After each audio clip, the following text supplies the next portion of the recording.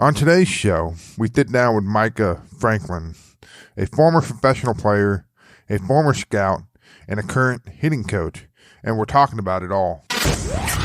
Welcome to another episode of the Baseball Awakening Podcast, where we dive into the raw, unfiltered, unsexy side of player development. Get ready for some knowledge bombs with your host, Geoff Rottmayer.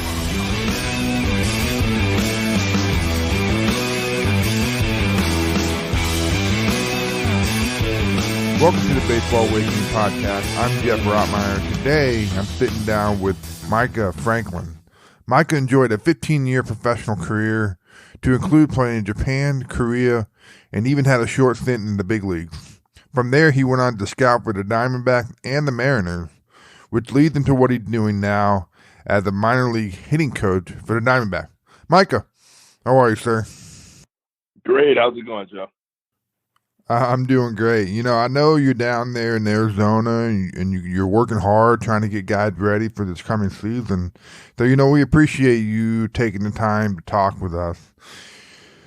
You know, Micah, when I read up on you, you know, you're a guy who's done a lot of things in this game. You know, a 15-year career, which includes playing in the big leagues for a little bit, you know, playing some overseas.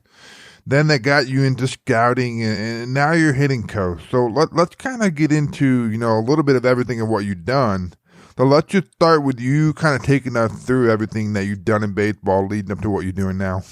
Yeah, I got to wear a lot of hats throughout my career. Fortunate enough to play 15 years, mostly in the minors, overseas, and absolutely love baseball. I left it for 5 years, went into I call it the real world.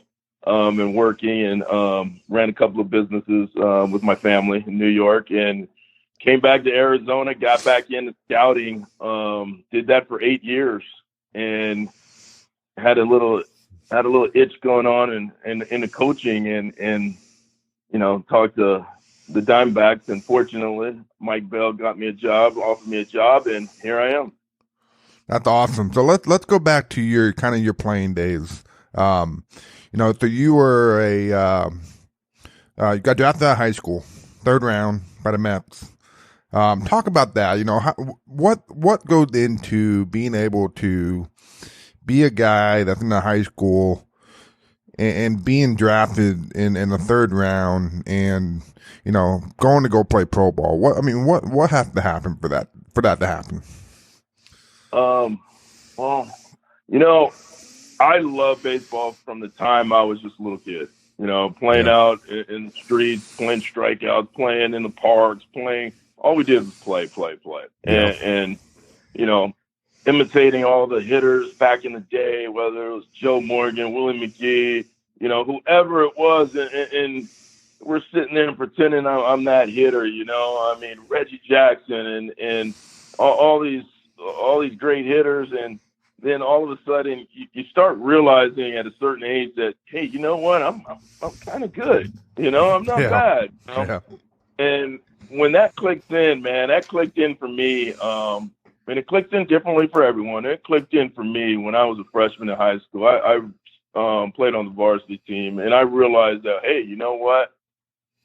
I'm getting some interest here. I got a chance to go play pro ball. And I knew a couple of players. Harvey Pulliam was right before me. He got drafted third round with the Kansas City Royals, and he went right into pro ball. And so that was my focus from day one. When I realized that freshman year, I wanted to go play pro ball. Very cool. So what's your thought process at that point? How did you know what you need to do and what you need to work on for that to become a reality, even though you had a lot of abilities already, but how did you know what you need to focus on to get better and make it the reality? You know, that's a great question. I as now I'm coaching, especially the younger kids, everyone's like, what do I need to focus on to get better? You know, I believe in myself so much that I was so naive. I didn't think I needed to do anything to get better. I was the best. You know, I believed I was the best. And I didn't realize until I was in pro ball the deficiencies I had that I needed to work on and really, really focus on. I just went out there every day and believed I was the best player on the field. And there's something said for that. belief is in strength in your mind is huge. And that really was. I didn't think I needed to get better in anything. Yeah, no, I mean, everybody I've talked to that's had a chance to play at the level that you've played at has said the same thing. It's all about the belief. So how do you develop that? Like, or is that something that you develop? That was something that came that I was the best player on the field in my mind. Yeah. A lot of times that was true. And if it wasn't true, I wouldn't know because I really, I really did believe I was the best player. I mean, I have a story. I remember after my first at bat in the major league, I hit a line drive. Rico Bronio jumped up and snagged it, snow coned it.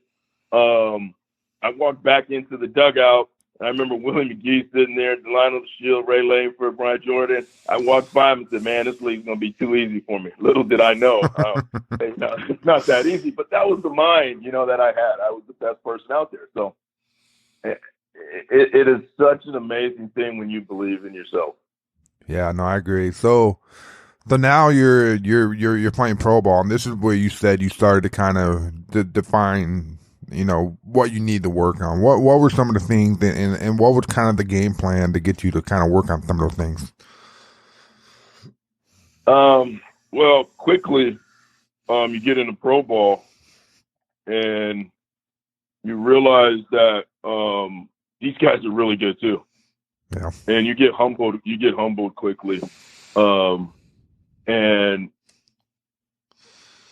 you talk to people you trust, and that's why in pro ball you got to trust people. In amateur ball you got to trust people. In life you have to trust people. I met people that I trusted, and when you're humble, it's amazing. You'll listen, and you'll believe in them, and they believe in you, and it goes from there.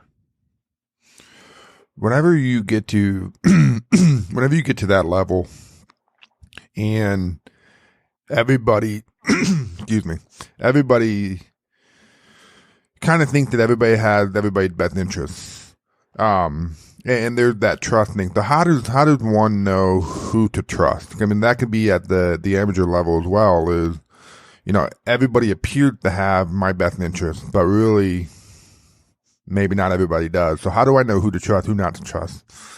That's awesome. That's a great question. And it's hard because sometimes the person that sounds like they're out there for you is really not at all. Yeah. The person that can tell you the truth, even when you don't want to hear that truth, but they can do it in a way that they're there for you, that's that person. That's the person. They care for me. I don't want to hear that because it's too easy to go to the next person right next to you telling you what you want to hear. Right. But the person giving you that hard talk, but giving it to you in a way that you don't want to kill them, that's the guy. That's the guy. So what? So you're in the minor league right now, and you're learning what it's like to be. You're learning how to be a professional. At 18 years old, when you got there, what's that like? I mean, the transition of getting away from home and trying to learn how to be a professional, trying to learn. I'm playing baseball, which is what I love to do, but there's still that transition of how to live and what it means to be a professional. So what was that process like, and did anybody kind of help you and guide you through that process?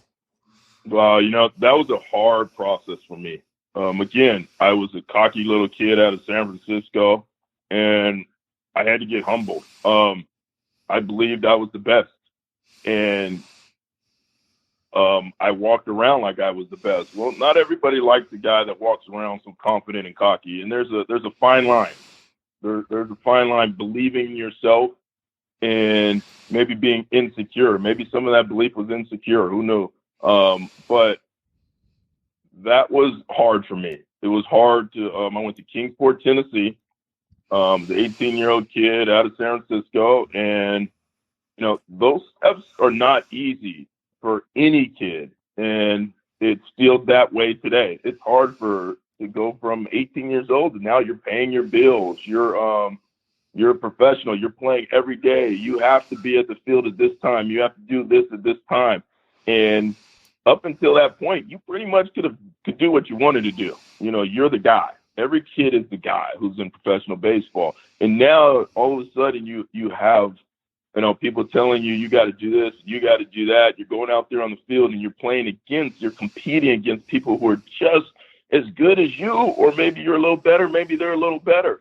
And you're not the dude anymore. And that's a transition. Yeah.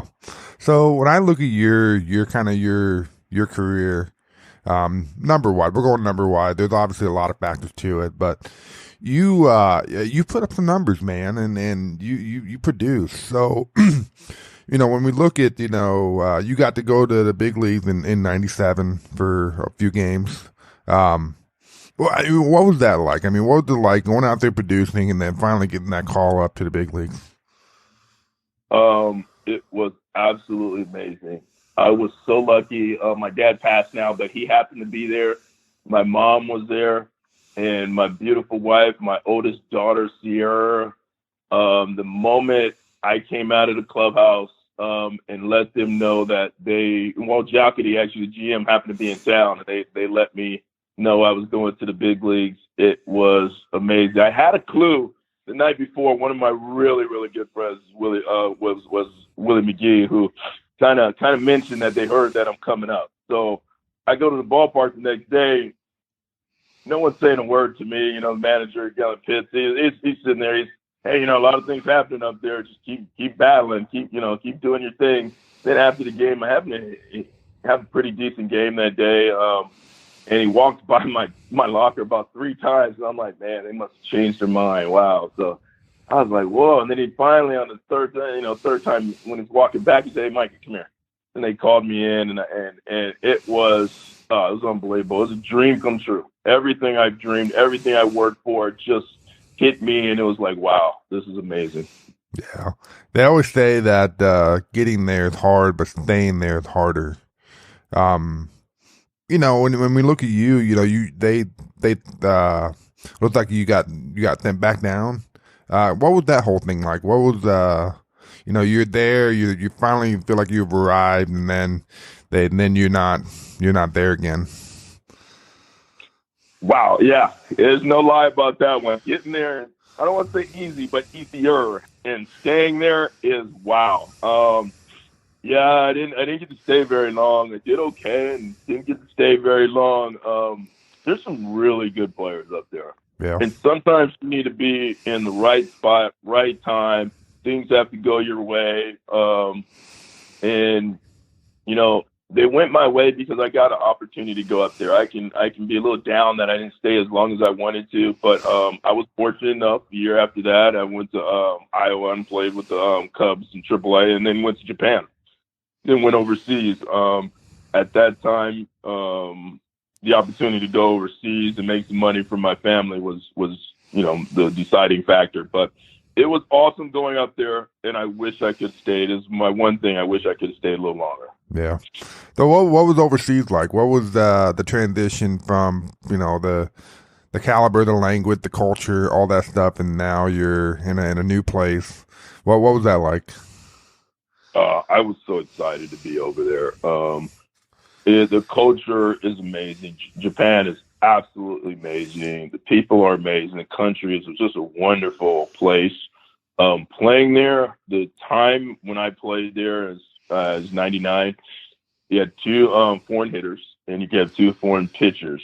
And let me tell you want to know about pressure. It's pressure from the time you took batting practice in spring training. Those reporters are out there, and they'll let you know how many balls you hit out that day. And if you didn't do good enough the next day in batting practice, it'll be in the papers. And it is no joke. That's it's crazy. Serious. Yeah, it is serious. So what was the difference? I know you also played in, looks like you played in Korea as well. Yeah, 2 seasons in Korea, 2002, parts of that, in 2003. That was another amazing experience. Again, I wore a lot of hats. So it was 12 organizations. So yeah. I loved every single one of my stops. It was a story of, my chapter. My book's not done, but it was another chapter in my life. And wow, what an experience that was. I was really fortunate. I got to play in Korea for 2 seasons, Japan 2 seasons, Played in Dominican Winter Ball 2 seasons. We won a Caribbean series there. I got to play in Mexico for 2 winters. Played in Venezuela. Baseball's been really, really good to me, and I absolutely love baseball right back. Experiences have been great. Very cool. Let's jump over to the scouting. I'd like to get into more, what you're doing now, the hitting stuff. But let's just kind of go through your journey. The scouting. Talk about that. What was that transition like, going from being a player and having a successful nice career run, and then now you're jumping over to the other side and evaluating players. What was that like? And then how do you think maybe the playing career and the people you were around kind of helped you with that transition? Definitely. I absolutely love scouting. Scouting is awesome. It takes a person a while to really get their own little feel and niche for scouting, because you can go out there right away your first years and you have biases. We all have biases, and you have to get rid of your biases, and you have to look at it with a lens. When you're looking at players, it's they're raw. I came in, saw some amateurs, and I saw some young rookie players, Mike Trout and those guys, his first year when he got drafted. Baez was there his first year. You're seeing these players, and they're so raw, and they're so young, and you dream, and it's pretty cool to go back in the room. You write your report, and you dream with those players, and you follow them along their career. It's pretty cool. But definitely playing has helped have an idea. You have a Rolodex. At least I'm old, so we talk about Rolodexes now. You just go on your phone and stroll. But, of all the players, you start remembering, hey, he kind of reminds me of this guy. He kind of moved like that guy. And you dream along with them. So there's no question. Scouting is an awesome, awesome job. It's an art. It's hard, long days, and some long nights. Yeah. So how do you? You mentioned it a little bit earlier. You have to take the player development or the coaching lens off and turn it over to the evaluating lens. That's got to be tough sometimes when you look at a guy and say, hey, if we did a few things with him, a few things could happen. So how do you? I mean, was that a tough transition, or was that tough for you to do, or were you able to kind of get that right lens on and make some good evaluations? Yeah, no, I think when you're looking at it that lens, you're looking at the tools. Yeah. You're seeing how those tools, you can see how it will grow. Fortunate enough to, seeing Cody Bellinger at 16, 17 years old and saying, you can see it. You saw the way the body moved. It was free, hypermobile. You understood that, hey, look at the dad, Clay. I mean, former bloodlines, former big leaguer, the body, strong, really strong. Well, Cody's a little smaller, but he was strong. You can see how that's going to grow. You see how he moves on the field. And you can envision now when he goes into player development, how they're going to help them along the way. So you kind of put those two together. You take off the lenses and say, hey, you can't be the one to do the player development, but you can say, I know how player development is going to take this young man and going to help him. I think that's what helped about being a player, especially at a high school, going through a couple of extended spring trainings at the lower levels longer, and understanding how much player development really takes into account of a body and a player and can really mold that player. The scouting nowadays, maybe they did it whenever you were doing some scouting, the technology and the data and all that stuff. What are your thoughts on all that from a scouting side of things? I think there's always a blend. You got to have a blend of everything. One way isn't the right way. The right way is the right way. My way is not the right way. I always say I'm always right unless I'm wrong. So if I'm wrong, I need to get on the right way again. So There's some good technology out there that can then help us. But there's also, you need the understanding that, there's outliers. There's also, throughout the years of technology, we make things better, and maybe the first blend may be here, the second or third version may even be better. So we have to remember that when we get into scouting, that we just cannot go on technology alone, because especially if you're talking about a 17-year-old kid, 18-year-old kids who still, their DNA is still growing. Yeah. We don't know the final product there. And you got to be able to take some past history of players who maybe were like that type of player. We can use that technology to say, hey, how's his body move? Things like that. I remember this kid at that age was moving and hitting the ball like that, and now he's all of a sudden at 22, he's 23, they're winning MVPs, So there's a blend of both, and we can't be stuck with one or the other. We got to blend them. Yeah. So you mentioned a couple times, how the body moves. Can you kind of elaborate on that? For the people that are listening, when you say how the body moves, what does that mean? I think it's really interesting. I think it's something that's a little bit more scientific now, and we have great people that have really opened my eyes. We would always look at a hitter and say, it's the way it's supposed to move. Well, now we know a little bit more, so we can go into the technology and understand the kinesiology of movement of the body, that it's not so much of a guessing game. Oh, yeah, he looks like it. Or sometimes we used to say tight players. Maybe that's why Mike Trout fell so late. Obviously it came from Jersey and cold, freezing in the spring when people went to see him, but maybe it wasn't as loose and as hypermobile as some other players whose bodies moved right. So now we have a better understanding of that, and that's a technology that is just deeper thinking into something versus an old way of thinking, or just a new way of thinking, if that makes any sense. Yeah. So what would you, if you could define what an ideal way someone would move, how would you explain that? The ideal way would be at the end of the season, they have great numbers. I mean, yeah. Everyone has different DNA. So it's going to be ideally for that person. I'm extreme dyslexic, and I believe that's helped me in sports. It's helped me in my business world. It's helped me in scouting and helped me in coaching, because, if you say, hey, add two numbers that add up to 4, one day I might say 3 + 1. Another day I might say 2 + 2. Another day I might say 4 + 0. There's different ways to get to the finish line. Yeah. And there's different people. Everyone's different. So when we start saying this is the only way, we're in trouble. Yeah. Yeah.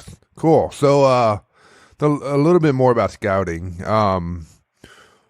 In today's time, the way the game's kind of evolving, changing a little bit, what would be, from a scouting point of view, what would be an absolute that a kid needs to, they obviously need to develop all their tools, but what would be something that a kid would be like, okay, this is really what I need to work on for me to be able to get to this level? All right. Well, if we're an amateur kid, in your position player, hitting is going to be number one. Yeah. Great defensive player, but can't hit is tough. We can find, we call those dime a dozen. Hitting is going to be number one, without a doubt. If you're a pitcher, size and velocity, is what gets you drafted, unfortunately. So after you get drafted, now you can hit. Now, do you have an approach? Do you have a pitch mix if you're a pitcher? So it keeps going from there. But if you're just going to say, I've never, sat in the draft room or sat around the room, the boardroom, we're talking and putting up a board of players and talking about players, and he goes, hey, this guy can't hit. It goes right to, man, this guy can hit. He's a hitter. Then they start talking about positioning, obviously makeup. That's a questionable one, because whose makeup is the best? Do you like I always call that being careful. That's like having a menu. That's the person who decides the makeup, around the room.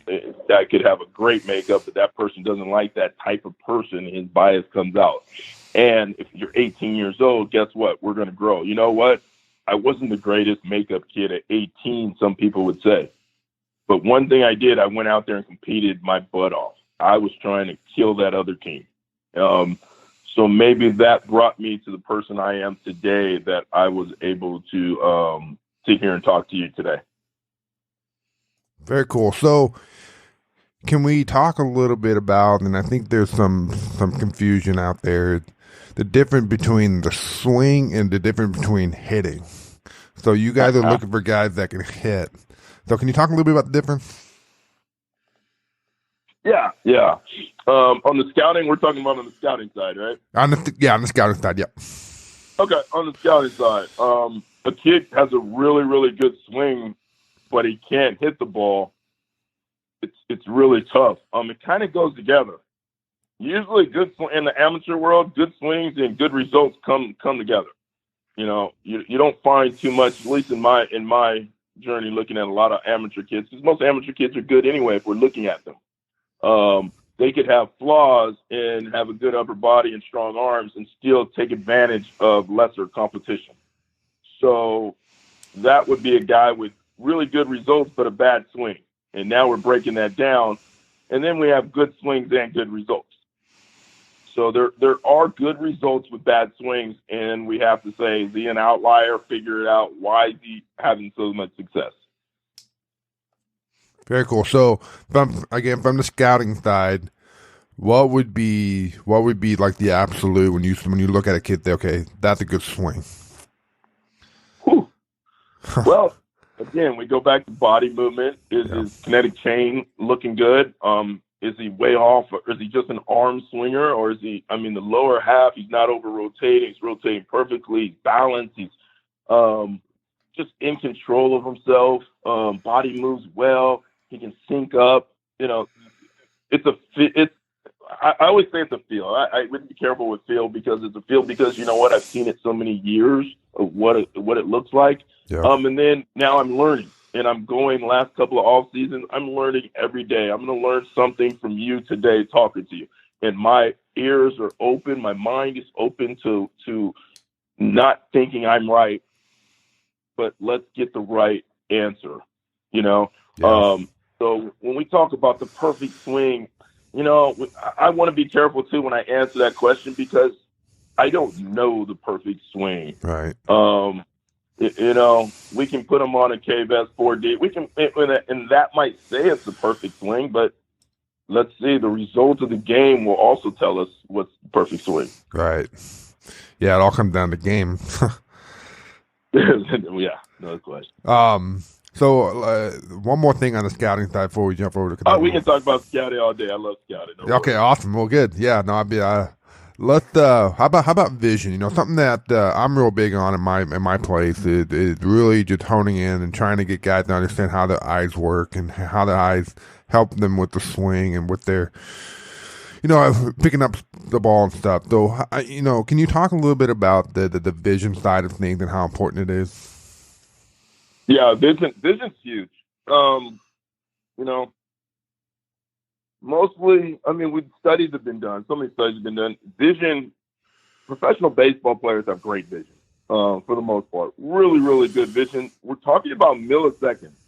When you're talking about milliseconds, you got to have good vision, right? Yeah. We got to decide what to hit, what to swing, when to swing. You got 125 milliseconds to gauge a pitch 95 miles an hour. So, let's talk about Blinken takes 300, 400 milliseconds. First of all, I don't even know what a millisecond is. I'm just quoting the sports science hitting, when they the scientists who talk to us, Yeah. So if we don't calm down, relax, make sure we see the ball, we're at a loss right there. So, how do we help vision? There's a lot of different ways, tracking pitches, using actually technology definitely has helped there. But, it does start with seeing the ball. You know, you can't see the ball; it's going to be hard to hit. Yeah. Yeah, no, and that's the thing. The calming down and relaxing I think, is a really big part of that process because, we hear about performance anxiety, and that's a real thing, and the performance anxiety, your thoughts are going a million miles, you're blinking more. And all that can get in the way of the vision and the body just doing what it needs to do based on what the eye's telling it. So, no, I think that's a huge part where you brought up the calming down, the relaxing part, and that's that's not easy to relay and easy for guys to really understand. At some point, they start to understand it and have a routine to help them with that. But yeah, no, that part, the relaxing, the calming part, how do you help guys with that? Like, what's kind of your cue for that? Yeah. Well, we talk about it. Now we're getting a little bit more in the hitting. Yeah. No, I realize that. Yeah. I'll go to scouting. I'll go back and forth. No worries. Okay, good. All right. Believe me, they both blend. Yeah. When I'm coaching, we're scouting. When I'm scouting, we're coaching. It's good. Yeah. Well, I talk about a thing. I use inner computer for my hitters. What's our inner computer? And we're talking about our mental, our approach, timing, and then we worry about mechanics. Sure. So when we start with an inner computer, my day as a professional, I'll get into an amateur in a second. So for our professional guys, we send information on the pitcher the night before. So they know the pitch mix. They know, what this guy throws percentage-wise, velocity-wise, video of the pitcher. So they're already in their mind. Their computer is already starting to process that. So they're in these modes to handle these issues about vision and calming down. So then they walk into the ballpark the next day, and it's on the board. We put even more information up, and we're careful. They look whatever they want to look at. We're not dumping it. You have to look here. Yeah. But they get the information what they need. They figure out their approach, what they need to look at the information. Then we have a loop of the pitcher on. So all that's starting to calm them down. Then we go about the day. Their body movement starts maybe 2:00 in drills that they need to focus on to get their body movement in the right position. Now we go into 4:00. 4:00 practice time, more game practice, what they're going to see in the game, so they're not freaked out. Again, all this is calming. We have meditation sessions for our players. Then we go in, I call it our rules at the lower levels. The fourth hitter, I have him get his, fourth inning of that moment. Have him start getting his batting gloves on, his, shin foot protector, his elbow protector, every protector they got, their thumb protector. These kids got 1 million protectors, It's amazing how many protectors they got to have. So we get that out of the way early. So by the time the third hitter's, of that situation, he's standing by me, and that inner computer's really kicking in. All the stuff, all the information you would put in, just like a real computer, sits in his little head of the computer, just like a processor, and we put in files, A swings, B swings, fastballs like this, fastballs like that. Remember when he saw that kind of pitcher? And they start processing what this guy likes to do, when he likes to do it, how he likes to do it, what he reminds of them. And they go through this process in their head. So by the time they go up on the on deck, now it's just inner computer is completely engaged, and he's timing the pitcher. He's clear, he's free. He might have 2-3 things he likes to think of, and he remembers those things that calm him down. Then by the time he walks up to the plate from that batter's box, he doesn't even think about this. It's just something that clicks in without him even thinking about it. What's the situation? Hey, there was a man on first, one out, just hit a base, hit the right field. And the guy went from first base, first to third. Now it's first and third. The infield's playing double play depth, short. The corners are in. The pitcher likes to throw this. Those are clicking in his head without him actually even focusing on that, because he's focusing on the 1 or 2 things, 3 things that he tells himself each time to stay relaxed. Now he's relaxed. He's able to handle that situation. His vision's better. He's able to control the moment. He can control himself. His inner computer allowed that versus freaking out as soon as he gets in the box, and now he's processing all that stuff and thinking about all that. That's too late. Yeah. Man, you killed it there. You got there's a couple things I'd like to elaborate on. Let's start with, let's go back to the approach. We're on the coaching side. So when you get a kid, that's 18 years old, he's showing up to pro ball for the first time, more than likely he doesn't really have, and maybe he does, a refined approach. How do you start working with a guy to kind of develop that and start thinking about, maybe what type of hitter he is? Okay, that's awesome, and I'm glad. Yeah, let's go back on that inner computer. We'll get deep into it. Okay. So we want to do an approach. First thing we need to do, because these kids that come in, they may have an approach and it works in the amateur 18-year-old facing way lesser competitors than they are. And that approach may need to be tinkered a little bit and changed a little bit at this level, because maybe they, don't go about it as serious as they need to, because approach is a very important thing for a hitter. And you really can't start talking about an approach with a hitter until you have a relationship and trust with that hitter. So once you establish the trust, now we start going to an approach. We start talking to the hitter. What kind of hitter are you? He tells me what kind of hitter he is. And then when I have enough of trust, I can go to our computer and punch in some numbers, and I can show him, hey, where do you like to pitch? He says, I like it middle in. I said, that's interesting, because I can show you right here, you're a little, and not as well middle in, but middle away, you're really good. Yeah.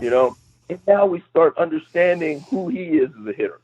They don't really know who they are yet. Right. They're figuring that out, and we can help them along the way. But at the same time, they have to find out who they are as a hitter. So it's a combination. We go about it together. We can't rush that process. And believe me, it's not something I automatically came up with this. It's trial and error. There's some mistakes I've made about trying to rush that process. Sure. The more you rush, the longer it's going to take. The players got to come to those, who he is and what his approach is. Now we can help him along the way, and we can give him the information that he needs. But ultimately, he's going to come up with his approach. Very cool. I love how you said, you started off with, you got to get the relationship and the trust first, because a lot of people just want to jump in and start helping guys without even developing that. And then really, maybe the intention's good, but the player doesn't understand that. They want that relationship and that trust as much as we don't maybe not realize that. But I love how you started off with that.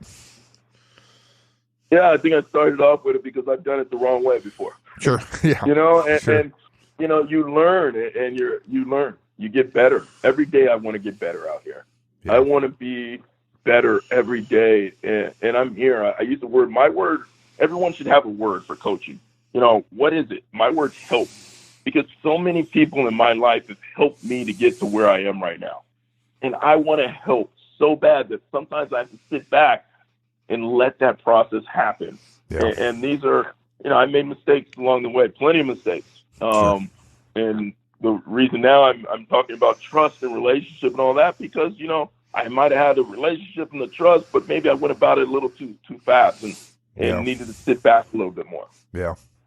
And that go deeper than just baseball. Without a doubt. Without a doubt. I need to know, where did this kid come from? Yeah. What's his upbringing? What's his story? Yeah. How can I be an influence in his story, in his chapter, this chapter of his life? Because the way we have it, we got a player for a month, 2 months, 3 months, 5 months, 6 months, and they're gone. They leave us. So I'm just a chapter in his story, and you know what? I want that chapter to be awesome. I don't want that chapter to be just miserable for him. Yeah. Heard a quote this weekend doing a coach clinic. I heard a quote. He said, "Never be your player's last coach." At the end of the day, I'm there for him. he's not there for me. I'm there for him. Right. And that's something I go by every day and try to remember, because we as coaches, we get excited, right, and we fall into the trap. We need to fix, and I'm as guilty as anybody. Sure. So if you had to kind of generalize, without, let's say you don't know somebody yet, but just kind of a general, here's the guideline of how I would help someone develop their approach. What would that kind of be? What would that kind of look like?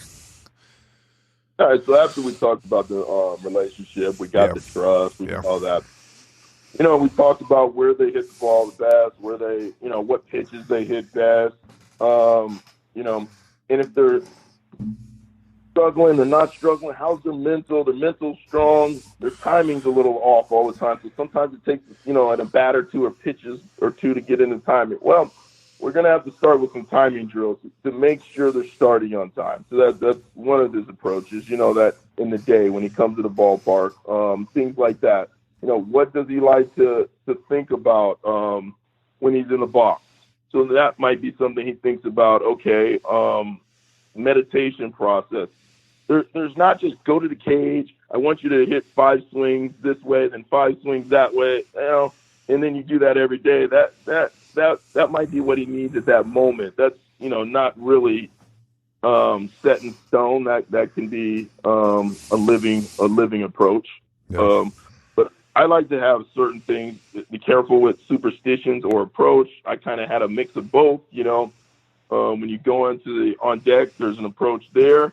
There's an approach of the day. How you walk into the clubhouse. How you like to start that approach. So we got about 3 or 4 different approaches every day. Cool. We always say, hey, have your approach. What do you do to get yourself in the right mental frame? And there's a lot. You like to come in the clubhouse a little early, and you like to sit, you like to relax a little bit, then go into the training room. So there's different spots of approaches for me that are key. Very cool. And how much does a coach maybe having some experience in that really matters? I mean, in terms of, being able to relate in that sense. I think it's extremely important, to be honest with you. It doesn't mean that someone who doesn't have that experience can't eventually get that. Sure. But it's going to take them a little longer, and that's okay. It's kind of like in the scouting world. If the guy's never played, he can still scout. Right. But don't run in there and tell everybody you know it. Right. It takes time. Yeah. Because there are days where I can feel my hitter in the box and know what he's going through. Because guess what? I've been there. Yeah. I've been 1 for 20. I've been 1 for 20. I've been 7 for 7. I've been 0 for 20. There's days where, you're so bad that if you fell out a boat in the middle of the ocean, you'll hit a rock. You don't hit water, Yeah. And that's baseball, and that's okay. Because we know we're going to go through that roller coaster during the season. We're going to have ups and highs, and we just ride them out. And the quicker we can get rid of those lows by being mentally strong and keeping your approach and sticking with it, you're going to be fine. Yeah. And you need someone, I think, who understands that. Doesn't mean that we can't talk to them and they've never been through that and walked through that and can't understand it. They can feel it, but sure. it really is important for me, I think. And I always talk about we have swing coaches and then we have hitting coaches. Yeah, I'm both. Yeah. I do swinging with people. Yeah. During the season we do both, but man, in the off season I do a lot of swing coach. I'm so good at being a swing coach. Oh, I'm amazing. Love it. Man, I flip a ball to a hitter and he hits it, and I take a video and I edit it. He's awesome. Yeah. Amazing how good he is. Yeah. Man, I'm gonna tell you what, during the season when that first pitch comes and it flies off the table and then you got a 97 on the black, whoa. It's a little harder being a hitting coach. Let me tell you, no one likes hitting coaches. When their hitters are doing good, yeah, it's because they're good. And it should be because they did all the work. They're good. Right. But let me tell you, when they're not hitting, oh, it's the hitting coach's fault, man. You're doing something wrong. We got to fix it. So Right. I always laugh about it. We always hear the sad stories. We don't get the good stories. But no, it's awesome. It is true. There's two different things. When you're a hitting coach, especially maybe swing coaching at 2 o'clock, 3 o'clock, when we're getting body movement, we're doing some drills to help them. By BP time, it's time to, hey, we're preparing this guy to hit tonight in the game. Yeah. We need to rev it up a little bit. We need to compete. We need to do some drills for him to hit tonight so he can be successful in the game. His first pitch of the game can't be that first time he saw a reaction of 95 and a slider and a curve, and that's the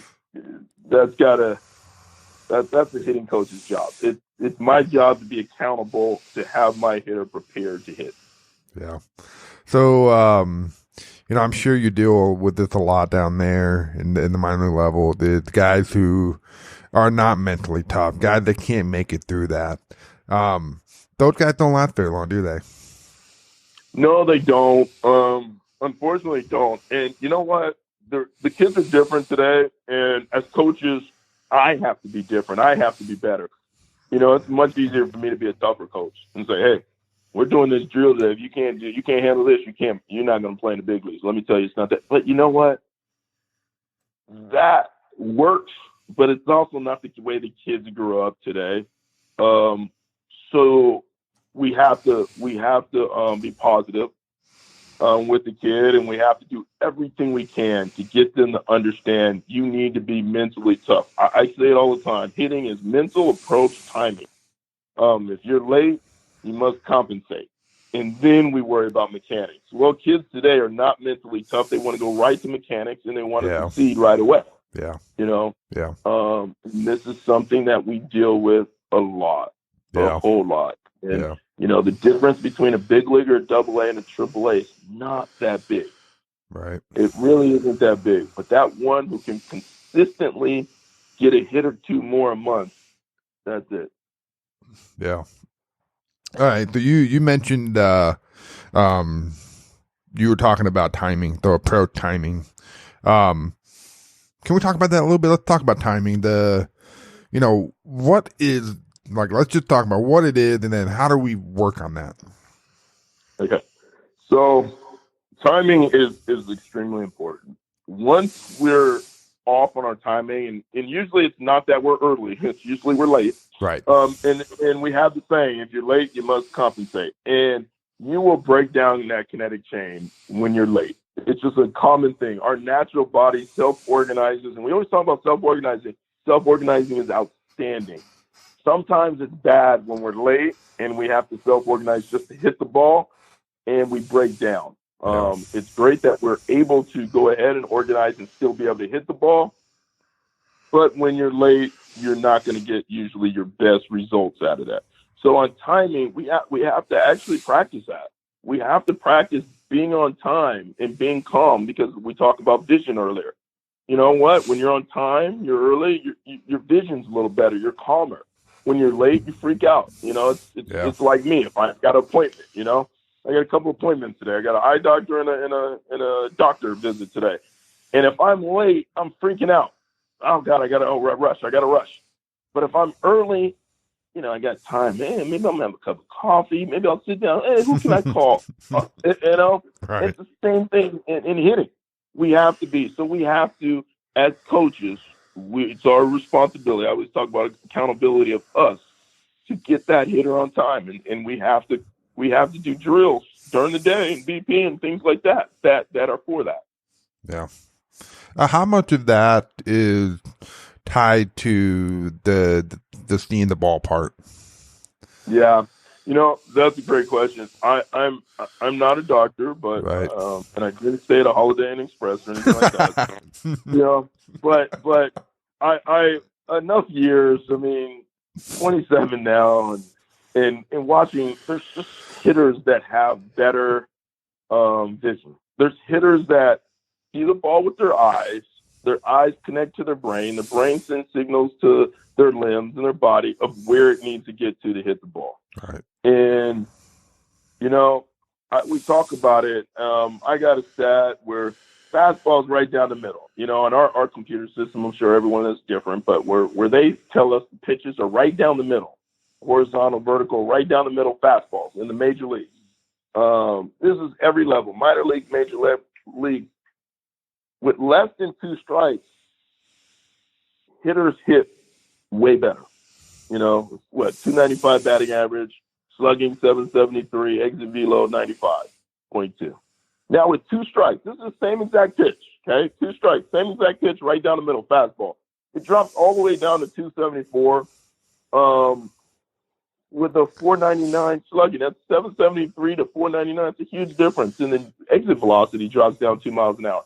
Yeah. So we know that if you're losing milliseconds because you're not in hit to take, you're in take to hit, your vision freaks out just a hair. You know, there's so much that goes into that. So right away, we mentally have to be strong. Our mental goes into our timing. Our timing goes into our relax. Our inner computer goes into all of it. It's not one thing. Oh, he has better vision.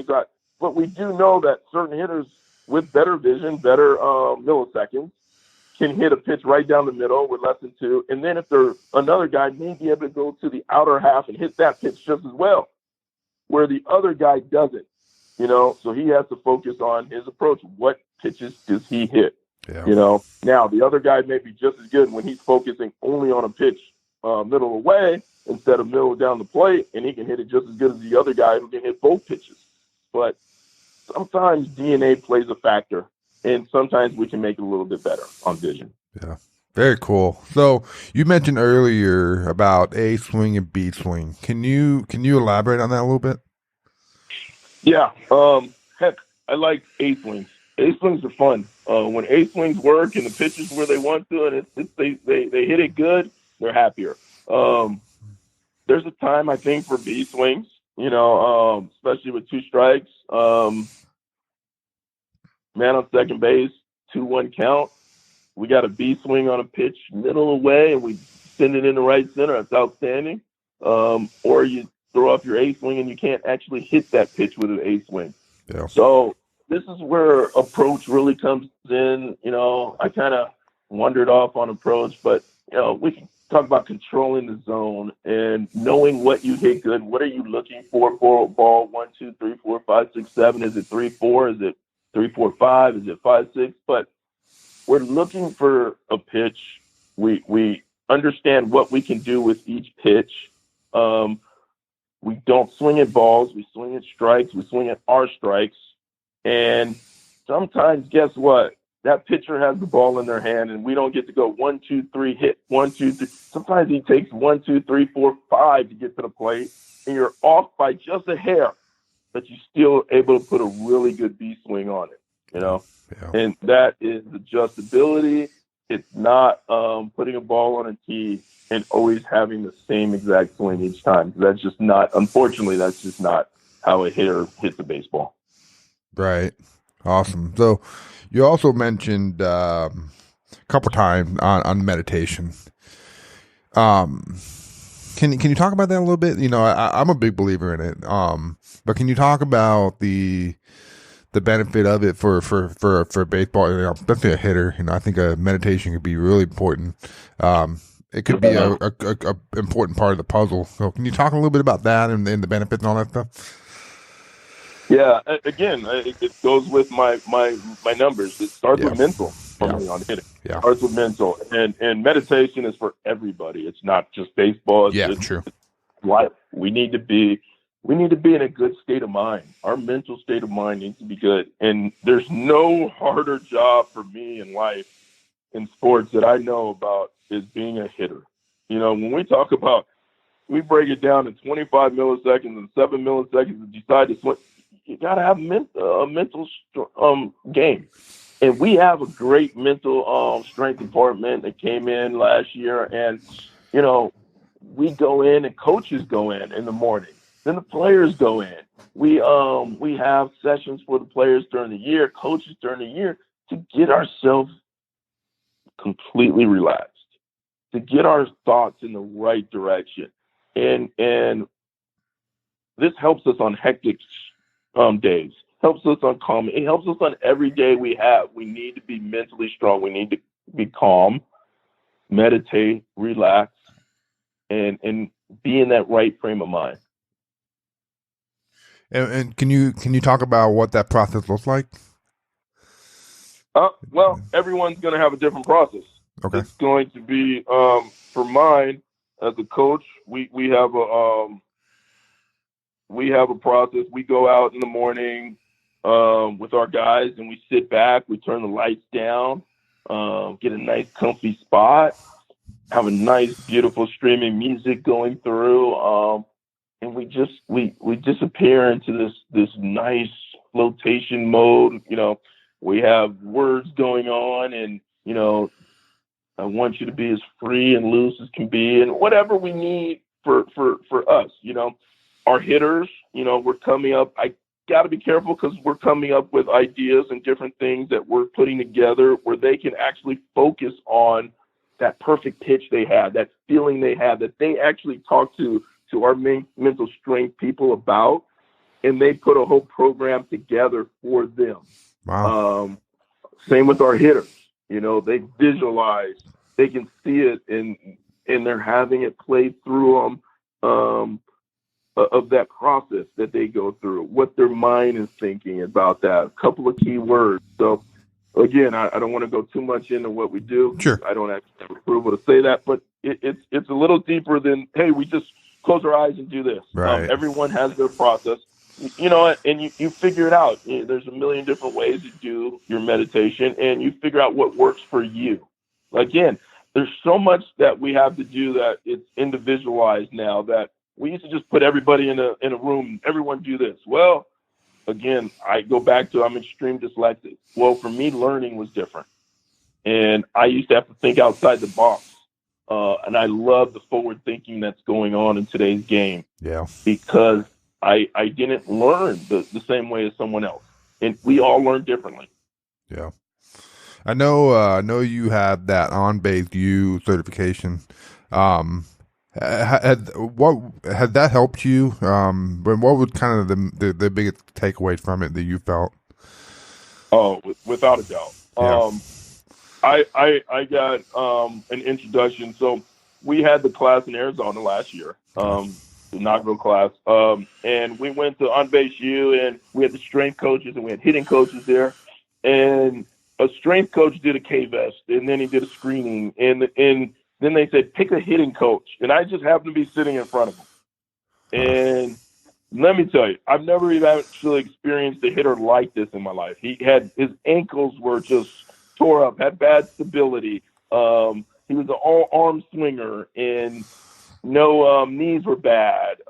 Hips stiff, couldn't move. No IR, no ER. I mean, he pretty much, shouldn't be playing baseball. He said, all right, fix the swing. And I sat there and was like, how do I fix this swing? I'm trying to think of all his bodies and everything. Eventually, I came up with an answer. My man, Jacob Cruz, came up with a better one right away to a scissor. Obviously, eversion, he can at least do it at eversion. He can't do it eversion, iversion. He can't do both, but he can do one of them if he thought about it hard enough. So we put him into a scissor. But right there, it opened up my mind that, hey, I gotta get better. Right. So I dug into that a little bit, and I looked at our players. I talked to our trainers and our strength coaches more this year, and I'm doing that again this off season. So on base U was huge for me to really open up my eyes to another world of hitting. Very cool. So have you found yourself, when you're working with a guy going, "Ooh, he can't do that, so maybe it's this"? Like, have you gotten to that point yet, or? Definitely, and I know better questions to ask. Maybe a strength friend or another friend. Hey, he can't get internal rotation, is struggling. He can't get out. He just can't. Yeah. Okay.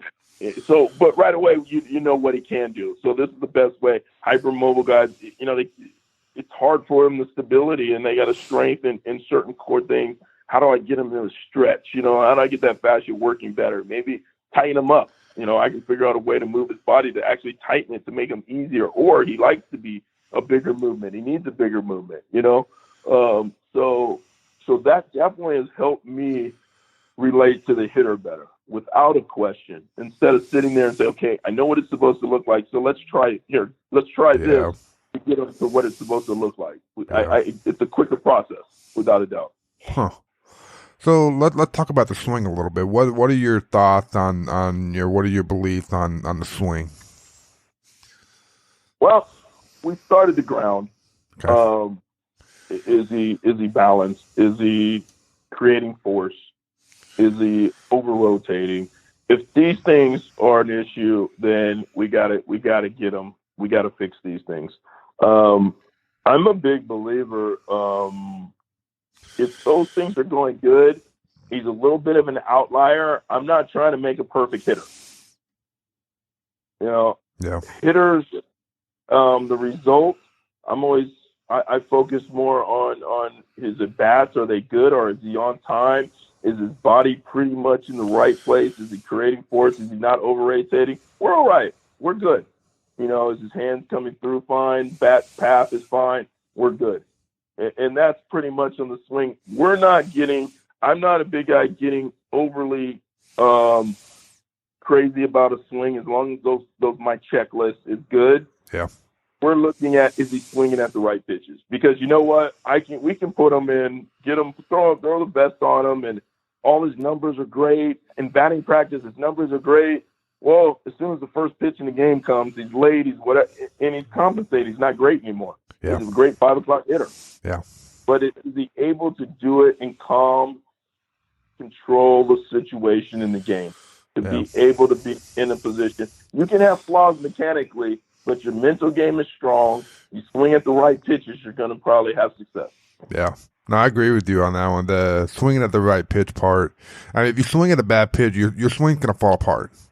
And that's what I tell our guys all the time. When your coaches are jumping all over you, well, you swung at a bad pitch. No wonder your swing fell apart, Without a question.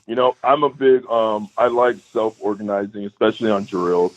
I love having different kind of drills out there. One of my favorite is just a simple, if the hitter rolls the ball on the pull side or he gets a foul ball, he loses the rest of his swings that round. It's amazing. They'll swing at the right pitch, or they'll go their path correctly because they want their swings. They don't want to lose their swings. Yeah. And it's amazing if we allow hitters to do that more versus we tell them the right swing. Yeah. They're pretty good hitters at this level. Even at the amateur level, you give them a little tips here or there, they find a way. Sure. Their body organizes pretty well to what they need to do, not what we're telling them they need to do. Right. Especially if they're on time. Exactly. Being on time. I mean, mental and on time is the key. Yeah. And then, let's focus on the process. We got to talk about the process. What is good? I mean, getting a hit, is it good? Process over results equals results. I mean, let's focus on quality at bat, swinging at the right pitches. Even if you got out, it's all right. You did your job. You did what you're supposed to do. Yeah. You're gonna, the odds are you're gonna be successful. You continue to do that. Yeah. No, I like that. I like that when you said, what's good. They need to know what's good. They don't always know. Because like you said, you can barrel up a baseball, hit it hard right at the center field, and he caught it. That's still good. Exactly. Oh, Exactly. I like that. I got a guy that we still do this today. He's in the big leagues. He sends me his quality at bats every night. A couple of guys actually. Nice. They send me their quality at bats. Again, process over results equals results. Period. Let's not focus on, did I get a blooper that fell in? Yeah. Let's focus, did I swing at the right pitch? Yeah. Was my mind correct? Did I have my correct thoughts? Was I calm? Okay, I can't control the rest. Baseball is the only sport. We don't have the ball in our hand. Yeah. As a hitter, we do everything right and we can get out. We can do everything wrong and get a hit. Right. That shouldn't be the end all. We need to focus on what was our quality at bat? What was our process up there? Did we have the right approach? All right, we did that. We're good. We cannot control anything else. At the end of the day, we did everything we were supposed to do. Now we can handle these situations now. Now all of a sudden, 0 for 3 going up in the 9th inning. We're not 0 for 3. We're actually 2 for 3. I had a great quality at bats today. Yeah. So now I'm 2 for 3 with a winning run at second. I'm doing good. Now I'll go up there 0 for 3, thinking you had 3-line drives and thinking you're doing terrible. It's going to be tough. Very cool. I love it. So you mentioned a couple times too about over rotating. That's a big problem at the amateur level, and maybe at that level too. What is over rotation, and how do you explain to guys? Look, man, you're rotating too much. Yeah. That's something I think even as me as a player, I didn't understand the way the hips, pelvis, everything worked, your body worked, the kinetic chain worked. I would think I had to over rotate and swing so hard to hit the ball. And it's funny, a little bit, and then probably an hour I'm going to go out with a couple of guys who play in big leagues, and they're going to hit, and I'm going to watch them. And they did the same thing. And we focus, the first thing we do, we put a board out, and we work on some swings to get them direction, not over rotating, eversion in with their ankles. A lot of hitters' ankles are. It's amazing how many people have poor stability on their ankles. It really is. And being able to have the balance, the body positioning in the right part, and understanding how to stop yourself. We're good at going, but how do we stop? Yeah. How do you stop that from over rotating? And that's hard. And those are drills that we do a lot, focusing on a lot, because direction with your hips, not over rotating your body is that's key to hitting. Right. It really is. Sometimes, I always call them 5-3 killers. You're 5-3 because you're over rotating. Yeah. Coming up around, catching the ball, and the third baseman's getting a lot of work today. Shortstop's getting a lot of work. It really is true. If we focus on having our bat pass correct, our body correct with direction is key. Yeah. So with that, someone who's listening saying, "The heck do you mean about direction? What does direction mean?" Well, yeah, that's big. I mean, for our guys, if you took a board, the ball's coming right down the middle, you hit it right back up the middle. All right, where's our direction? Where's our body headed? Where's your spine headed? Following it. Is your head all the way looking out the left field? Your spine following that? You're saying I'm on direction.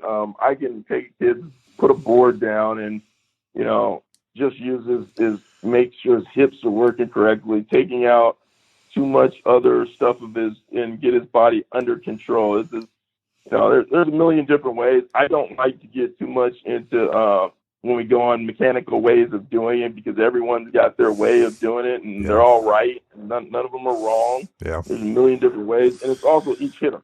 Yeah. So I can say these things, and then I go out today, and I'm going to do something totally different for a hypermobile guy. You know what I mean? So, so versus stiff guy, a tight guy, or this guy learns this way, this guy learns that way. So, maybe I actually take a guy and have him so over-rotated and throw pitches where he'll just continue to roll over or hit pitches inside foul that I need to do a drill. And then so I show him, hey, I'm going to throw this ball in the inner half, right on that white line of the in between home plate and the white line of the batter's box, and I need you to stay through it and hit it to left field and hit it the correct way. So that his body would self-organize this direction for him. And so there's a lot of different ways that we can do that. But we need to have the correct path, the correct understanding, and there's a million different ways of doing it. I can go on Twitter and find so many good people showing different ways of doing it, and we can find people showing the wrong way of doing it. Right. And then everyone will go on Twitter and tell this guy that's wrong, or this is wrong, or that's right, or that, and that's why I stay a little bit away from mechanics when I start talking, because you know what, someone's going to hear and say, I got a better way to do it. What? That's great. That's great. So we all got our ways, and my way's not right, and my way's not wrong, and his way's not right. I bet if we put them together, we have even a better way. Right. I agree. So, what about, oh man, just noticing the time. You still got a little bit of time? Yeah, I got a little bit. Okay, cool. let's talk a little bit about routines.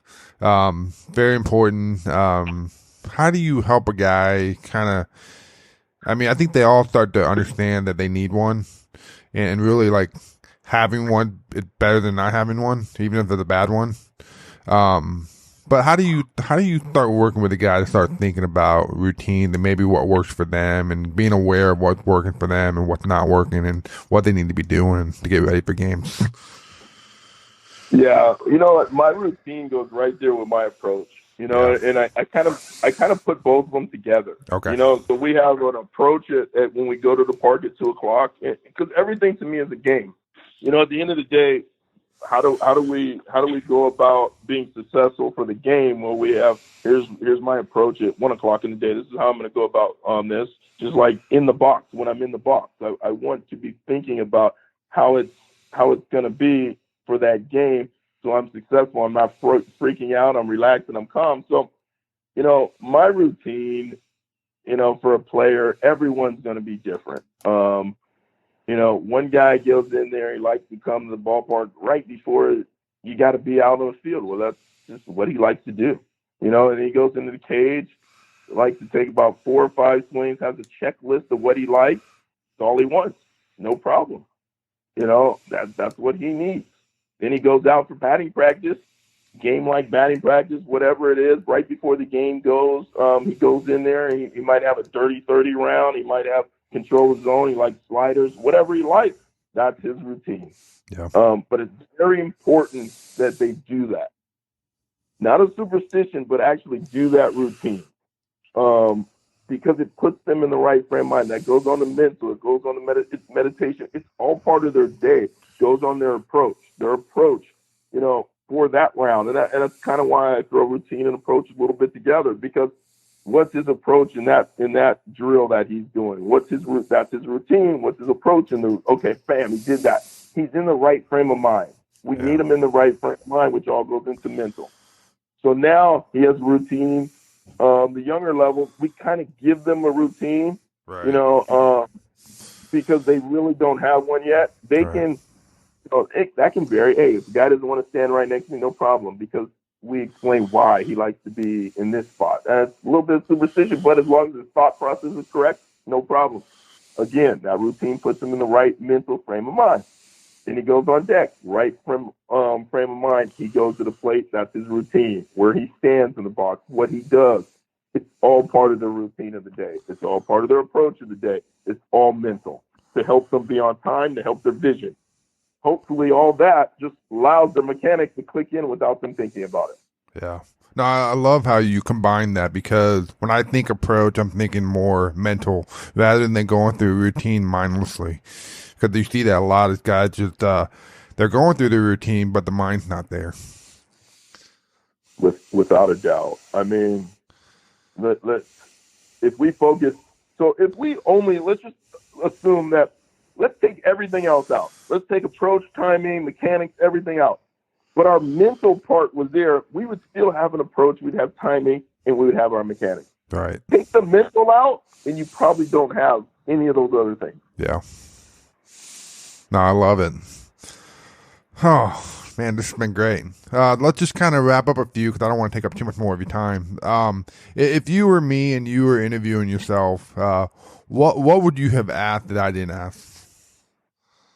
What would I have asked? Man, you've asked everything. You hit on it. You did. You've hit on it. Maybe some of the drills. My favorite part is my drills that I do to get hitters ready for the game. Okay. It is not the swing part of the game. I'm not. That's not my favorite part at all. I wake up in the morning on the season. I look at the videos from the night before. I get to the park about 11:30. I love that part of it, getting to the park, game planning for the game tonight. Well, it really starts well before the game that day. It starts days before that. But just recapping, refreshing. Hey, what is this pitcher's PFXX, PFXZ? What does the ball do? What is it? Does he have carry? I'll use a simple term. Does he have carry? Does he have run? Does he have sink? What does he like to throw? How does he throw it? Where's his tip? And then putting a lesson together that day on the field. Maybe we're facing a lefty. So maybe I'll have the cage, the BP pitcher, a little off to the left-handed side, and then behind that pitcher, maybe we'll have the curveball slider machine coming in from a lefty because they don't get to see that as much. And then we'll have mixed rounds, and they'll do it that way. 2-strike drills with they don't know who's going to throw it. 1, 2, 3, the BP pitcher either lets the ball go or the curveball comes. Just that part of it with the drills. And then, again, going back, we talk about the trust and the relationship, that they would actually do the drill without, being upset that they're not there just hitting home runs in BP. That's not helping them. Right. What I'm just curious. What when you say the two strike drill, what does that look like? Curious. Well, 2-strike drill could be any drill. It could be just one pitcher on the mound throwing nasty. But I like to set up where there's a BP pitcher. Say his reaction time about 90, 91, 92 miles an hour. Could be harder, whatever. And then you have a machine behind the BP pitcher, and I say you or me, and I'll have the machine and throwing curveballs, and the arm goes and one ball comes out, and it's either a curveball or a fastball, and they gotta get it in play. The fastball comes, they gotta hit that, and if not, the off speed's gonna come. They gotta stretch out and stay with it. Interesting. It's a tough drill. Yeah. And once they figure that drill out, man, they have the confidence to go in the game and not worry about hitting with 2 strikes. Be calm. Yeah. Because they've hit with 2 strikes before. It's not the newest thing for them. It's not all of a sudden, 2 strikes, I got to freak out. Yeah. No, I'm going to relax, look for a pitch right down the middle, and go ahead and do my thing on it. I'm not going to chase because I've been in this situation before. Yeah. We focus on what pitches to hit. I'm not going to roll over a pitch because I'll lose my swings. Well, guess what? In the game now, they won't go after that pitch, hopefully, because they know what happens if they go after that pitch. Yeah. So we practice over it. What are your thoughts on practicing, hitting curveballs enough? Because I feel like, we get a ton of fastballs, and we can hit the fastball, and that's not the hardest pitch to hit. Like for us, in my place, we hit a lot of curveballs, lefty and righty. So what are your thoughts on that? I actually like hitting curveballs. Yeah. I mean, we probably hit them 5 days a week at least, if not more. But we do a mix of it. So say we have 2 cages going on, and we're in the cage that day. One cage is going to be fastball, so they go right from the fastballs with a BP pitcher, reaction time about 95, or sometimes we'll throw tennis balls in there like 110, 115, because the kids do not like hitting fastballs at 100 miles an hour, 95 miles an hour with baseballs. But tennis balls, they'll hit them all day long. Yeah. So we'll throw tennis balls. The next cage will be curveball machine, and they're hitting a curveball. And I like hangers. And sometimes we'll throw 2. We'll throw a nasty one they should take, and then we'll throw hangers. The reason I like hangers because we want those hit out. We want them. They get a nice side turn. They get their body in the right position. They got to stretch it out. It's a great pitch, and they got to see it. Because right now in today's game, it's a lot of off speed. Yeah. So when you got the machine set up, going super fast, what the trigger to get guys to be on time? Because you see that a lot, and you can see it on the internet. Guys set up the machine super fast, and everybody's just late, and they're just compensating, and all kinds of stuff's happening. So, is there like a trigger for you to say, hey, make sure you start here so you can be on time? Yeah, what's really worked with me is I actually give them the answer sometimes, and then hopefully they pick up on it. So I say now, when I go now, they go ahead. They get their loads gone, and they shoot, they swing, and they start figuring, oh, okay, I was late. I got it. Yeah. Okay. Yeah, I think we do go. Go now. Yeah. Cool. All right. Well, cool. So, let's just what would be like some of your biggest resources that some of the people that you learned from? Oh, I've learned from so many people down the road. Really got to talk about my biggest influence in my life was Willie McGee. I met him, and every off season we would get together. I'd go to drive up to his house, and we would hit every single day, and just talk. And it was absolutely awesome. And through the people I've met through him, there's so many people I've met through my life. You can't say, okay, who's the biggest? He's the biggest influence. It starts and stops with Willie McGee.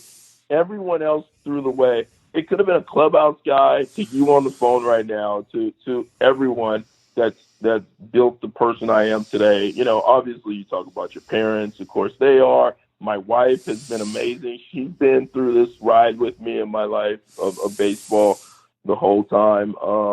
So you just learn in every part of your life. So a lot of people go straight to baseball. Oh, this is what I did in baseball. Well, you know, the journey through a life isn't all only what a baseball person can tell me. It's Right. through, you know, what living through being a parent of three kids, the three of my daughters that you know, my oldest now is in the she's a replay operator in New York in the commissioner office. So, Nice. you know, it's every day is an influence. I'm with people right now, young coaches that just came in.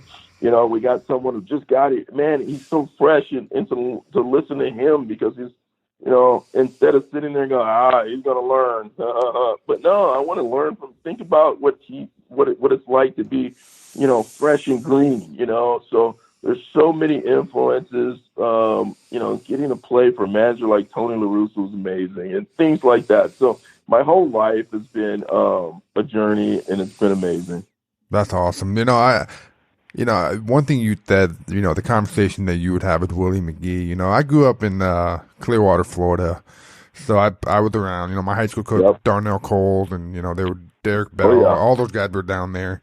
And I never really, you know, I was the high school guy. I was trying to, you know, I kind of felt like I knew it all too, you know, kind of that age. But I never really appreciated the conversation that I had with them and really take it in. So, you know, with the conversation with someone like a Willie McGee that you had, and I know I'm going over time, but I mean, the conversations are always the most valuable part rather than just maybe, you know, taking a few drills or taking a few kip from them. What type of conversation do you have with someone like a Willie McGee in terms of trying to help you develop as a player or as a person too? Well, Willie, he lets you know, he reminds you, you know, I was saying, you know, baseball doesn't need me. I need baseball. Yeah. And he reminds you of how lucky we are to have this game and go out there every day and give it everything you have. Treat people the way you want to be treated. And it's the kind of person he is. When you're around him, you want to give everything you got. Yeah. He's just an amazing person. I don't know anyone who's ever said a bad word about Willie McGee. I mean, there is none. There's no bad words about him. And he just gives you that. I met him in the right time in my life when I needed that guidance, that I needed somebody to humble me, and he was the guy. He was there for me. And, you know, God sent him my way, and man, I'm sure I drove him crazy at times because I didn't leave his side, you know. Yeah. And it was great. The day I went up to the big leagues, he took me, my wife, my daughter. We stayed at his place, and it was just, I drove in every day with him. You know, we'd go eat lunch, say, well, Ozzie Smith or Joe Morgan. It was unbelievable, the people I got to meet just because of the person he is. Yeah. Or Willie McGee, you know. Very cool. Well, Micah, awesome conversation. I really appreciate what you shared with us, and I appreciate your time. Definitely. It's been fun, man. Thanks a lot for having me. I really appreciate you reaching out and wanting to hear anything I have to say. I'm really, really blessed. Honored that you want to do that with me. Thank you.